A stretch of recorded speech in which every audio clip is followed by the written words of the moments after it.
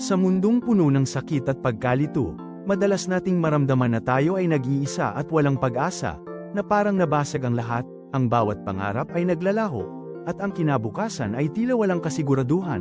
Hindi ba't naranasan na natin ito? Ang pakiramdam na tila walang makakatulong, ngunit ang kwento ni Ruth ay nagpapakita ng isang dakilang katotohanan na nagbibigay liwanag sa dilim. Hindi mo kailangang harapin ang lahat ng mag-isa. Sa gitna ng iyong mga pagsubok, mayroong isang nagmamahal na handang tumubo sa iyo. Isang malapit na kamag-anak na nakahanda para sa iyo. Ang pangakong ito ay nagbibigay ng bagong pag-asa. Ito ang mensahe ng pag-ibig at pag-asa mula sa banal na kasulatan. Sabi sa aklat ni Ruth Kabanata 3 Talata 9, ay latag mo ang laylayan ng iyong balabal sa iyong lingkod, sapagkat ikaw ay malapit na kamag-anak, isang paanyaya upang maranasan ang kanyang pagmamahal at proteksyon.